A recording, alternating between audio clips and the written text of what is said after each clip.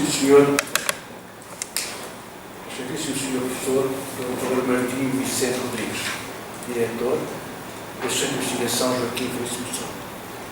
Gostaria por agradecer muito as suas elogiosas palavras que são merecidas. Excelentíssimas senhoras, as entidades que já referidas e que eu escuso de referir. Minhas senhoras, caros senhores, boa tarde e boas festas. É gratificante falar do passado na cidade de Santarém, conquistada por Afonso Henriques a 15 de março de 1147, onde Dom Juan de Castela, após a derrota vergonhosa da Batalha Real, procurou refúgio na madrugada de 15 de agosto de 1385. O rei de Castela, sentindo-se inseguro, mandou parar transporte fluvial para ir procurar abrigo na esquadra Souto no Tejo e seguir de imediato para Sevilha. Queria ainda agradecer o convite que foi feito e manifestar muito agrado por esta oportunidade que bastante nos honra de partilhar com o Conselho tão ilustre reflexões sobre o património imaterial nacional. Muito obrigado por esta oportunidade. A nossa intervenção procurará ser simples, apelativa e curta, para permitir a intervenção de todos. Falar de história, falar de passado, sem ter partilha, é um pouco insonso, se me permitem. O tema escolhido é a crise de 1383-1385, antecedentes europeus, consequências do Reino de Portugal, apresenta similitude com a atual crise, sendo por isso uma história de reflexão atenta. Pensamos que o que aconteceu nesta crise da Idade Média poderá servir de bom ponto de reflexão para nós ultrapassarmos a situação que nos encontramos, a situação atual. Esta entrada faz parte de 5 temas ilustrados. As ilustrações não são obras de arte, são mostras de teimosia. Designadamente, a Batalha de Peleiros, com 3 ilustrações, a Batalha de Trancoso, com 2, os caminhos da Batalha Real, com 7. Permite chamar a atenção que, normalmente, em Portugal, que eu saiba, quando referimos uma batalha, referimos o local onde a batalha se deu. Eu procuro falar do que aconteceu antes e depois. Em qualquer batalha há 3 momentos. Há um momento antes da batalha, durante a batalha e depois da batalha. Que, de certa forma, nos ensina, nos ajuda a entender o confronto. Temos depois a batalha de Valverde, que é interessantíssima, não é verdade? Em Espanha. E depois temos a ermida de Nossa Senhora da Vitória, em São Jorge, que é uma ermida, de facto, que é muito interessante. Quer dizer-vos que eu procuro reformular os textos de modo a apresentá-los em 25 minutos, para permitir a prática do contraditório e a inclusão dos presentes, que quiser intervir. Sabemos que o entendimento de património é um conceito vasto, de múltiplas vertentes. É, no nosso entender, enriquecido pela partilha, pois, não sendo universal, resulta naturalmente de circunstâncias pessoais, diversas como cultura, opções e perspectivas. De maneira que não há limites nesta abordagem. Ora, vamos começar por referir os antecedentes europeus. A crise de 1333-1385 tem, a nosso entender, similitude com a atual, pela multiplicidade de fatores económicos, financeiros e intelectuais, gravados pela ausência de práticas éticas, conforme nos recorda o Papa Francisco. Assim, o programa de nós poderá servir como objeto de reflexão para a alteração estrutural da nossa conduta individual e coletiva. Temos o sentimento que a situação atual obriga a um repensar da nossa postura. Quem tudo bom, quem foi aquilo. Ora, esta crise, de 1983-1985, foi iniciada com a morte de Dom Fernando, em 22 de outubro de 1383, em tempo que exigia a necessidade urgente da independência ser reconquistada a despeito do sentimento da nacionalidade ser confuso ainda. Apesar de se sentir diferença entre os vizinhos ibéricos, evidente a necessidade de cada um guardar o que era seu, o conceito moral de pátria, de nação, não existia formalmente e por isso não era claro, nem estava bem assimilado nos estudos da época. Peço desculpa, estou a entender bem. Ora, o entendimento da crise de 1383-1385 obriga a recordar com brevidade factos anteriores como o panorama sociopolítico europeu e as consequências para o reino de Portugal. Podemos simplificar o longo período de confronto entre os vizinhos ibéricos, com Portugal vencedor de batalhas decisivas, terminada com a independência consolidada pelo Centro de Paz com Castela em 1411.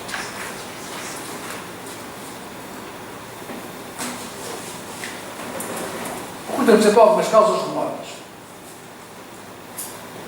A Europa, entre os séculos XII e XIV, teve um crescimento vincado que produziu bem-estar e permitiu o progresso regional socioeconómico.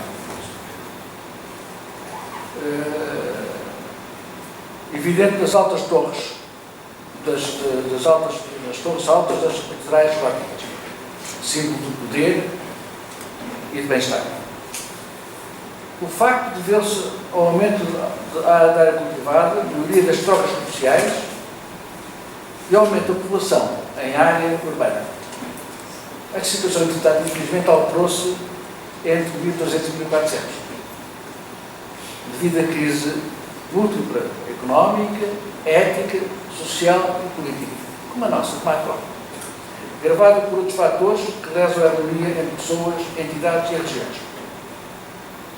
A sociedade da época era marcadamente agrícola, com certo da gleba foi obrigada a abandonar o campo e viver para o urbe, a fugir aos excessos injustos dos senhores feudais. Ficou extremada entre exigentes burgueses abastados e multidões de camponeses pobres, marcada por esse brutal desequilíbrio entre o valor dos salários e o custo de vida, o que provocou graves e frequentes períodos de revolta. Este preocupante panorama social ainda piorou mais, devido a vários fatores que iremos apenas referir.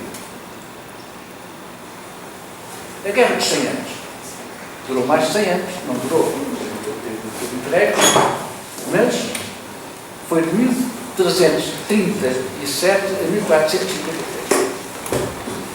Resultou de uma questão dinástica entre Inglaterra e França, devido à pretensão de Eduardo III, rei inglês, a ocupar o trono de França de sua mãe, irmã do rei francês Carlos IV. A Assembleia Galesa, após ouvir os pretendentes, declarou que o trono não poderia ser ocupado pelo sucessor da linhagem materna, como sabeis, de origem à lei de Salem. E acabou Filipe de Valois com Filipe VI. Depois vieram outra coisa importantíssima, foi os surtos da peste negra, de 1358 a 1360.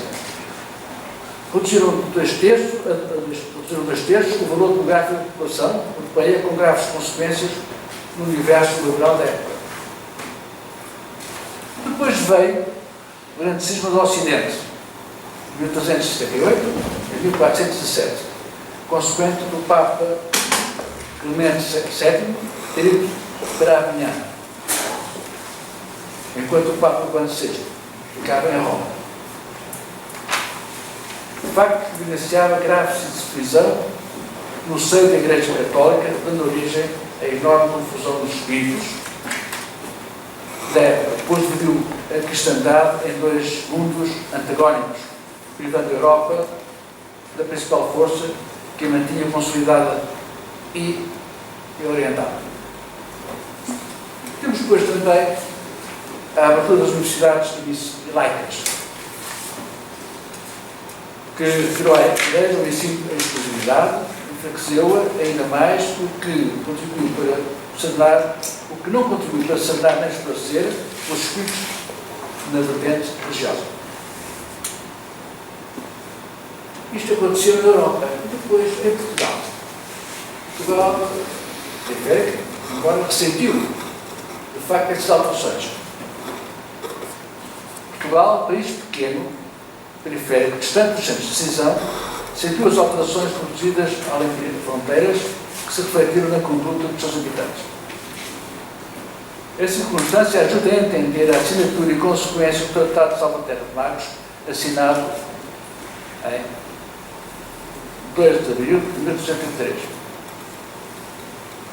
A morte de Dom Fernando, a 22 de outubro do mesmo ano, deu origem a um período de grande violência social, continuado pela crise de 1883 e 1885, que revelava importantes linhas de fratura na coesão de Portugal.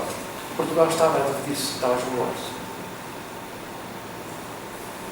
O conflito alastrou o reino, opondo o povo miúdo a alcaides e homens bons, na conquista de castelos e expulsão de notáveis suspeitos, mesmo quando clamavam ser pelo partido do mestre Davis.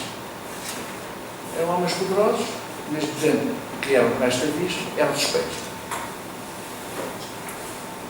A revolta orientada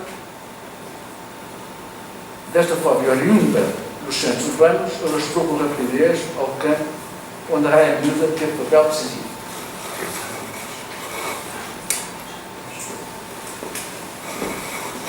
Eu acho interessante esta referência porque, de facto, eu entendo que a Igreja tem um papel determinante de quase os 900 anos da nossa história. O reino ficou profundamente ferido, pois enquanto o norte da autoridade senhorial mais forte aceitava sem grande oposição o Tratado de Salvaterra, o sul, Alentejo e Algarve, assumia quase a totalidade o partido do mestre Davis, em oposição ao mesmo tratado. A crise obrigou Portugal a solucionar as questões internas para enfrentar o vizinho. Aguerrido, ambicioso, mais numeroso e melhor armado, que pretendia, pela razão da força, fazer valer os direitos da mulher de Castela ao trono de Portugal.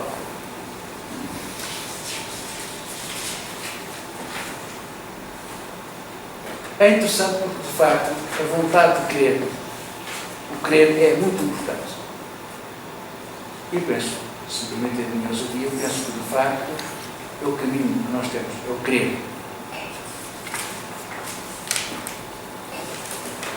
Este tempo, como sabeis, foi um tempo anático de guerra civil, iniciado com a morte de Dom Fernando, por não ter filho varão, marcado por batalhas decisivas favoráveis a Portugal, como Atoleiros, em 6 de abril de 1883, Trancoso, de 1 a 8 de junho do ano seguinte, 1884, a Batalha Real. Peço desculpa, eu recuso-me a dizer Batalha de Barrota. Eu prefiro chamar Batalha Real, porque é o nome que ela deve ter.